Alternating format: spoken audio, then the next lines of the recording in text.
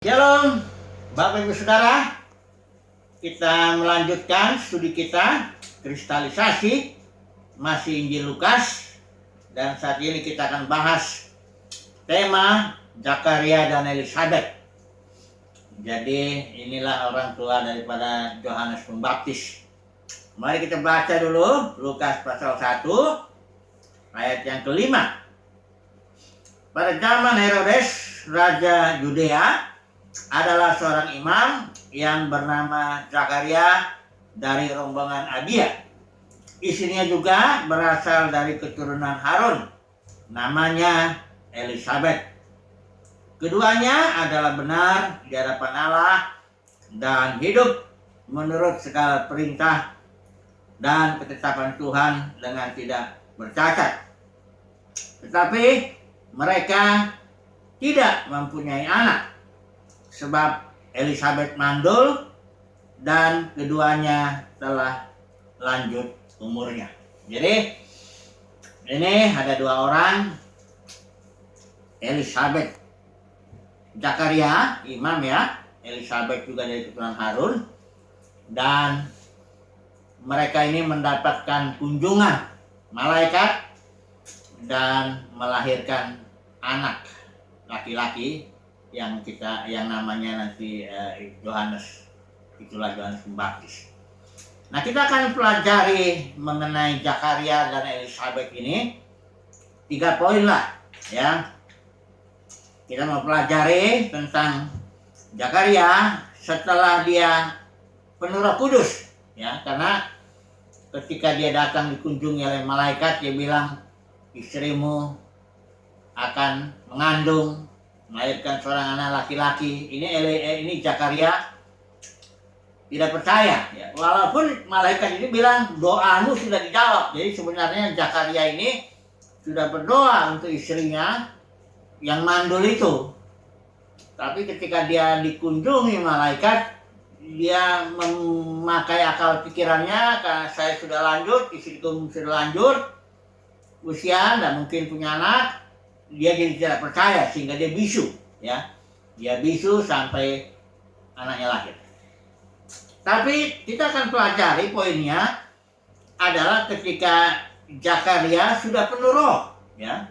Nanti kita lihat itu di pasal 1 ayat 67 dibilang Zakaria penuh roh dan dia mengucapkan nubuat ya. Kemudian juga yang pelajari kita juga poin kedua, Elizabeth yang juga setelah penuh roh ya. Dia mengucapkan juga kata-kata yang kita perlu pelajari.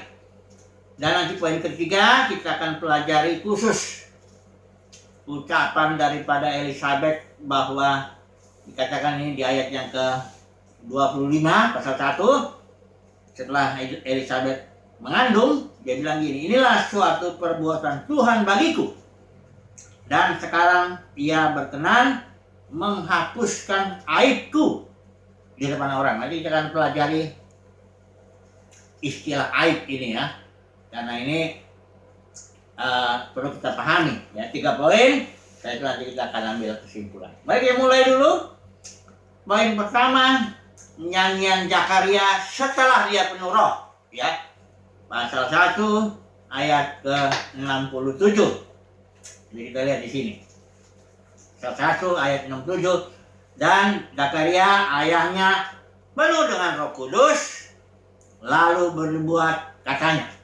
Nah, jadi setelah dia penuh roh ya, sebelumnya walaupun dibilang dia benar ya, tapi ketika dia datang malaikat itu dia nggak percaya bahwa doanya sudah dijawab. Tuhan yang nggak percaya. Tapi setelah penuh roh, nah ini kita lihat ada 3 poin yang Zakaria sampaikan setidaknya ini ya. Yang pertama, dia katakan bahwa Tuhan telah melawat ya, dan membawa kelepasan bagi umatnya. Ini pemahaman Zakaria setelah penuh roh.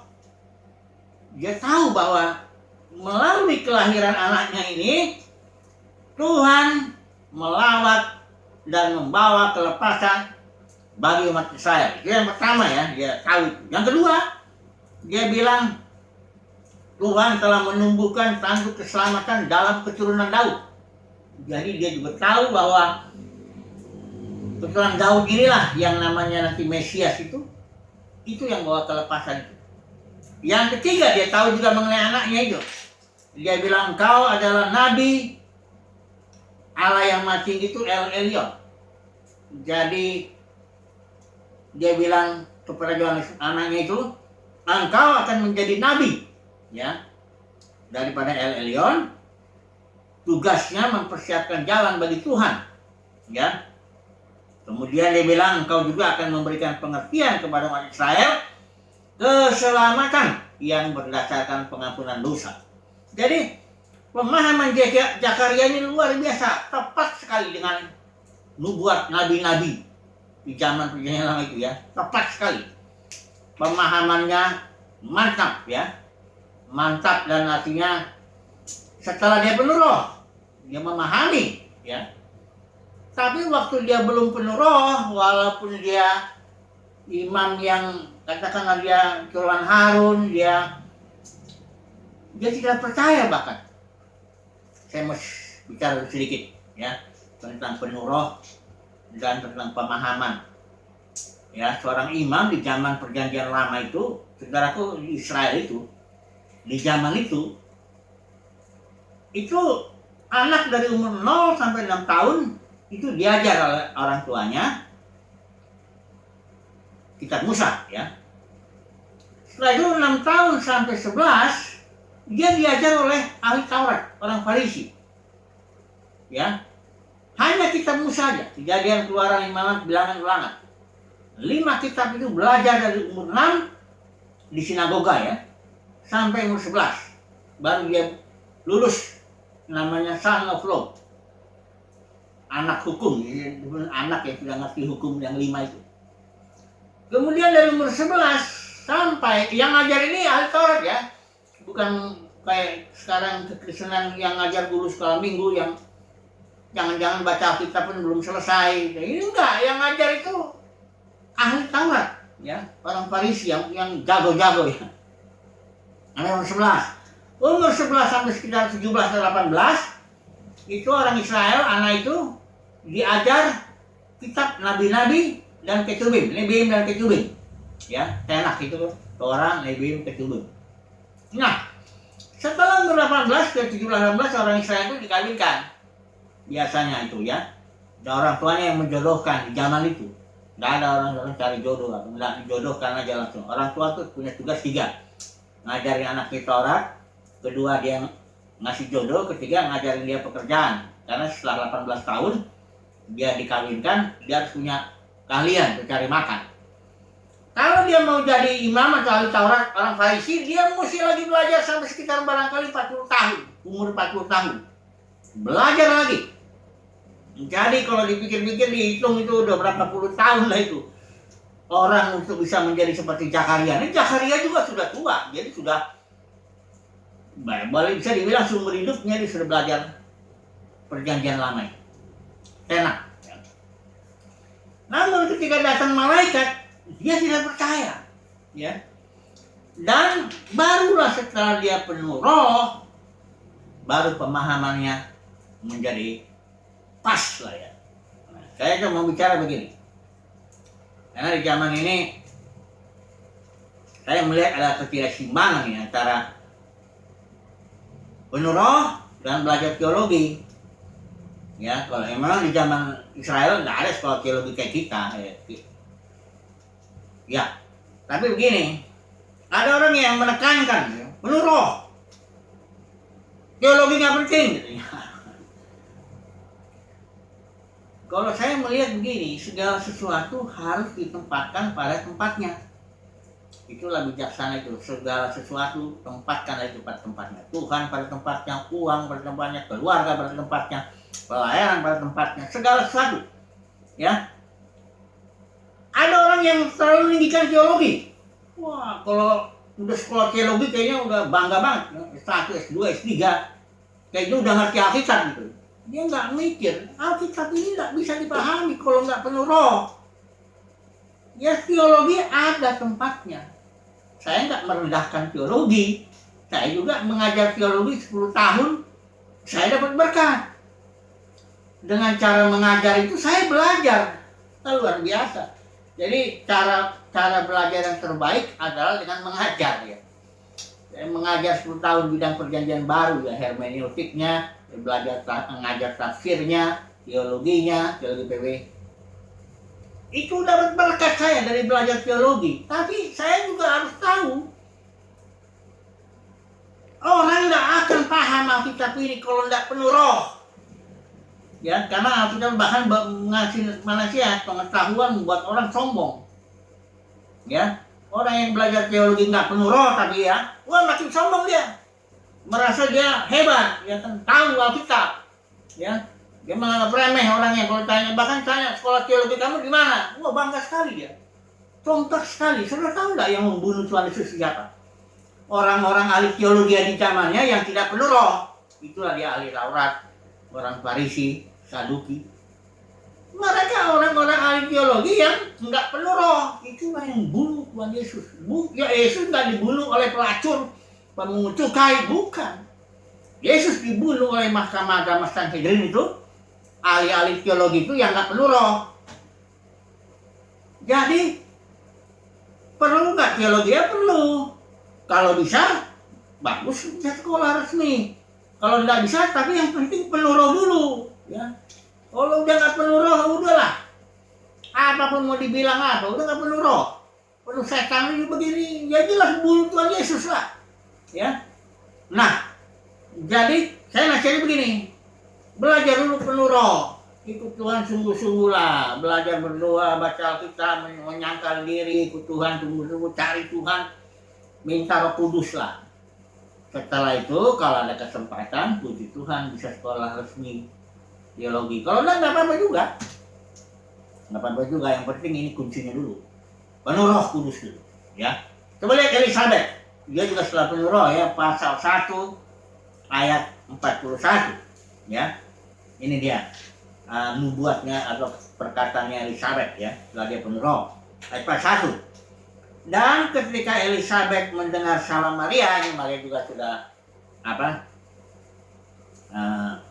mengandung juga, dia datang ke Elisabeth. Dan ketika Elisabeth mendengar salam Maria, melonjaklah anak yang di dalam rahimnya, dan Elisabeth pun penuh dengan Roh Kudus. Apa cirinya? Ini Elisabeth barangkali nggak sekolah seperti Zakaria sebenarnya ya, tapi dia melakukan 3 hal yang sangat luar biasa.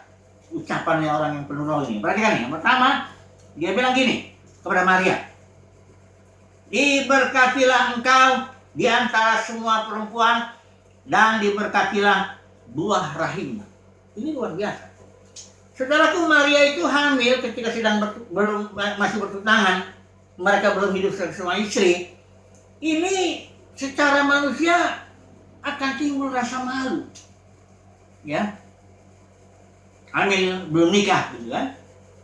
Bahkan Yusuf pun sudah merencanakan untuk memutus pertunangan itu, karena hanya Yusuf ini seorang yang dia memutusin diam-diam.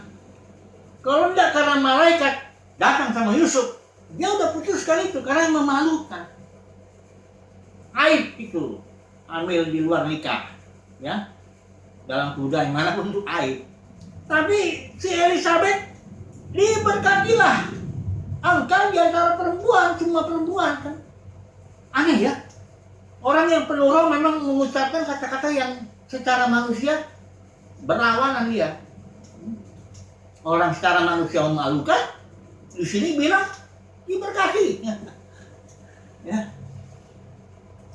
Kemudian Elisabeth bilang ini yang kedua, dia jadi rendah hati. Dia bilang, siapakah aku ini sampai ibu Tuhanku datang mengunjungi aku. Ini orang yang penuh roh. Yang kedua cirinya rendah hati dia. Jadi sadar ya dirinya.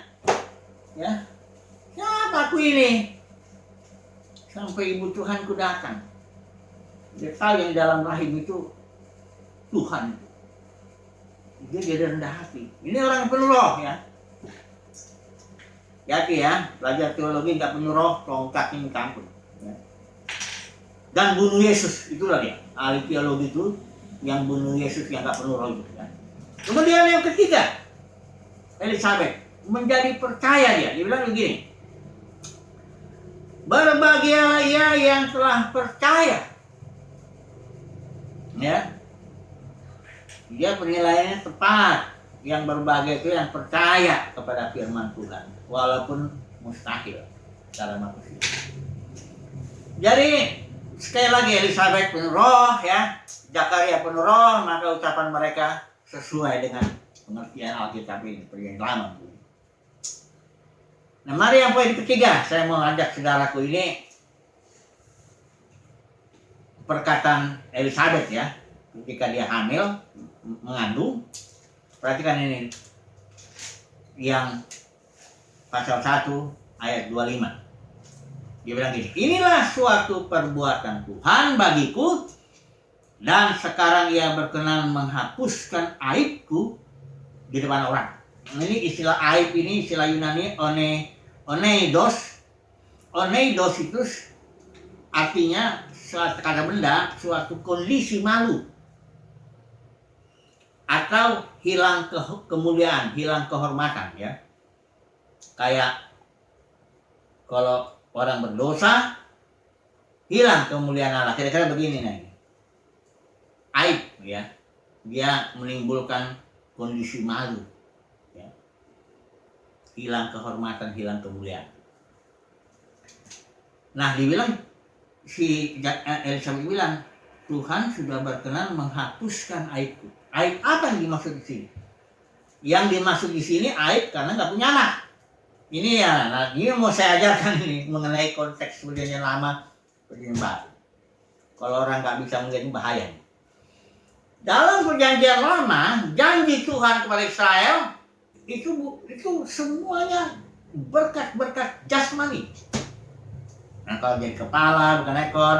Nah, kalau diberkati akan meminjamkan uang dan enggak akan meminjam uang, ya, diberkati kandunganmu, ya, anak banyak, yang wah pokoknya udah semua lagi. Jadi dalam konteks perjanjian lama, kalau seseorang tidak punya anak, itu aib. Bahkan ada istilahnya hukum perkawinan itu, kalau seorang kawin nggak punya anak, itu kalau saudaranya dia mati, saudaranya mesti ganti ambil itu istrinya, ya, supaya punya anak, nanti anaknya dihitung oleh menjadi milik yang udah meninggal ini, karena bagi perjanjian lama itu aib, memalukan kalau nggak punya anak, ya. Nah, tapi dalam konteks perjanjian baru hati-hati, berkatnya lain. Efesus 1:3 itu, Efesus dibilang gini, berkat perjanjian baru itu adalah berkat rohani. Ya, berkat rohani itu banyak, segala berkat rohani, ya. Kalau saudara lihat ini pengalaman-pengalaman, kalau dilihat dari kemah suci itu, baik situ ada pembasuhan, mesbah tembaga, ada situ kaki dian, semuanya simbol pengalaman rohani, ya. Jadi dalam perjanjian baru itu beda dengan perjanjian lama. Perjanjian lama itu jasmani berkatnya. Perjanjian baru rohani. Jadi kalau orang di dalam konteks perjanjian baru tidak punya anak, karena satu dua hal, itu bukan aib. Nggak punya anak misalnya bukan aib. Atau misalnya Tuhan izinkan dia mengalami kesusahan, tantangan, penyakit, kemiskinan, bahkan dianiaya, dikucilkan, itu bukan aib dalam perjanjian baru. Ya. Tapi dalam perjanjian lama ini aib itu. Kalau orang nggak punya anak. Di dalam perjanjian baru banyak hamba-hamba Tuhan yang sungguh-sungguh nggak punya anak. Salah satu yang saya kagumi itu Watchman Nee. Hamba Tuhan yang luar biasa, ini hampir 20 tahun masuk penjara komunis. Tulisannya udah seluruh dunia lah. Nggak punya anak dia. Sudah sempat hamil, istrinya keguguran. Bagi perjanjian lama, itu aib itu. Tapi dalam perjanjian baru, enggak. Ada aib dalam perjanjian baru. Nah, ini yang mau saya sampaikan ini.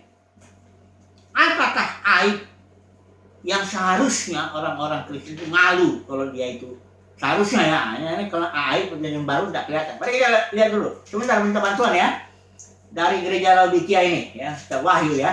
Ini sebagai penutup sebelum kita ambil kesimpulan nih. Kita Wahyu ya. Ada satu gereja namanya gereja Laodikia. Di Laodikia ini, kota di Asia Kecil itu, dia bilang begini, ini aib ini ya, tapi dia ngomongnya begini, dia bilangnya, aku kaya, ini kata gereja Laodikia ini ya, aku telah memperkayakan diriku, aku tidak kekurangan apa-apa, ya. Tetapi Tuhan bilang, engkau melarat, engkau tidak tahu bahwa engkau melarat, ya, bahwa engkau malang, bahwa engkau miskin, bahwa engkau buta, dan bahwa engkau telanjang. Waduh, ini aib ini sebenarnya. Bagi penilaian Tuhan dalam perjanjian baru dinilai bahwa engkau itu buta, malang, miskin, telanjang. Ini seharusnya, inilah aib perjanjian baru itu. Aibnya itu di dalam kondisi rohnya itu, kondisi batiniahnya. Karena gini, gereja Laodikia ini pasti bisa kaya secara materi, dia pasti, karena nggak mungkin dia ngomong aku kaya, yang dimaksud itu kaya jasmani, ya. Aku memperkaya diri, tidak kekurangan apa-apa, ya. Dia membanggakan itu yang jasmaninya yang dibanggakan. Nah, kalau Tuhan menilai, nah, secara roh dalam batinmu, engkau miskin, buta, telanjang. Jadi ada seorang hamba Tuhan, ini saya sebut dulu namanya ini, Peter Tan ya. Peter Tan ini pernah dapat pewahyuan. Dia seorang yang luar biasa lah ya, sebelum masalah yang terjadi menimpa dia. Dan pewahyuan begini, manusia itu dia lihat dua ya, ada manusia jasmaninya, ada manusia di dalam roh itu, manusia roh. Dia lihat bahwa manusia jasmaninya seseorang itu, wah luar biasa ya, berpendidikan, kaya, punya jabatan dalam dunia kekristenan sebagainya. Tapi dia lihat manusia batiniahnya kurus, bahkan dikerjain sama iblis itu. Nah, aib perjanjian baru itu kondisi rohnya yang kurus, miskin, telanjang, buta. Kalau bayi itu kan buta ya. Jadi kondisi rohnya itulah aib perjanjian baru. Kalau seseorang dalam konteks perjanjian baru, rohnya mirip seperti yang diuraikan di sini, miskin, buta, telanjang, itulah aibnya. Tapi masalahnya aib dalam perjanjian baru tidak ketahuan. Nah ini dia. Dan ini yang justru bahaya. Aib dalam perjanjian baru tidak ketahuan. Kalau dalam perjanjian lama ketahuan loh. Kalau kamu nggak kaya, kamu nggak jadi kepala, orang Israel itu ya. Kalau dia nggak punya anak, udah langsung ke aib, kelihatan langsung. Tapi dalam perjanjian baru enggak. Ini yang kita harus hati-hati ya. Saudara dan saya harus benar-benar berhati-hati, jangan sampai kita mendapat aib. Ya, aib ini kelihatannya nanti ketika kita mati ya udah ternyata nggak punya apa-apa ya. Karena yang kalau kita mati itu ditinggalin semuanya yang jasmani itu kan, ya harta benda, ya jabatan, ya pujian orang, ya apa pun kita tinggalin. Tinggallah manusia rohnya itu di mana kondisinya, ya. Jadi ini yang harus kita renungkan baik-baik lah, ya, supaya kita fokus kepada manusia roh. Karena itulah berkat perjanjian baru adalah berkat yang spiritual. Bukan berarti kita nggak peduli soal makan minum, enggak. Tuhan berjanji kok kalau kamu cari kerajaan sorga dulu ya semuanya itu Tuhan tahu kok. Makan minum pakaian apa semuanya nggak masalah itu. Ya, sudah pasti Tuhan cukupkan. Bahkan kalau pelayanan kita butuh banyak, Tuhan juga cukupkan. Ya, jadi persoalannya hati-hati ya. Kadang-kadang ini dalam dunia kekristenan terbalik-balik.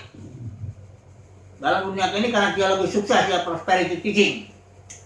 Ini ngajarin kalau orang ikut Tuhan buktinya katanya, dibilang mestilah kaya, mestilah nggak banyak masalah, mestilah banyak anak barangkali gitu ya, mestilah dihormati. Ini dia bawa perjanjian lain, ajaran itu masuk ke dalam konteks perjanjian baru. Aduh, ini memalsukan. Termasuk perpuluhan, termasuk buah sulung masuk. Kacau. dunia kekristenan menjadi kacau gara-gara tidak melihat konteks. Jadi apa kesimpulannya? Kesimpulannya satu saja. Lihatlah konteksnya. Kalau baca Alkitab itu yang paling penting konteks ini lihat dulu. Konteks bukan hanya konteks dekat ayat bawah, konteks perikop atau kitab, tapi konteks perjanjian itu lebih penting lagi. Ayat ini bicara di perjanjian mana? Itu yang perlu pelajari. Jadi kalau tidak melihat konteks menjadi kacau lah. Semuanya menjadi kacau. Ya. Jadi kesimpulannya apa? Lihatlah konteks. Ya. Tapi untuk melihat konteks emang mesti penuh roh juga ini. Karena ini Zakaria, ya, Elizabeth ya. Dia melihat Maria hamil di luar nikah. Karena dia penuh roh, dia tahu. Dia berkatilah. Sebaliknya orang Laodikia, gereja Laodikia ini, dia nggak tahu konteks. Dia pikir kali kalau konteks perjanjian baru itu sama dengan perjanjian lama. Dia bilang aku kaya begini karena lihat jasmaninya. Ya. Nggak taunya Tuhan bilang, engkau buta, telanjang, miskin. Jadi mari Bapak Saudara, kita melihat konteks ya. Kita sekarang ini hidup dalam konteks perjanjian baru. Perjanjian yang diikat antara kita dengan El Elyon dengan diperantarai Tuhan Yesus. Dan berkatnya itu spiritual. Manusia roh kita inilah yang menjadi penentunya. Kita ini diberkati atau enggak ditentukan oleh manusia roh kita, bukan sama sekali oleh yang luaran. Bukan. Harta kita yang sesungguhnya dalam batin, bukan yang di luar. Yang di luar itu seperlunya aja Tuhan kasih sesuai kebutuhan kita. Tapi yang sesungguhnya harta kita dalam batin. Puji Tuhan, semoga kasus tema atau Zakaria Elizabeth ini membuat kita sadar ya. Kita harus lihat konteks. Puji Tuhan, haleluya, amin.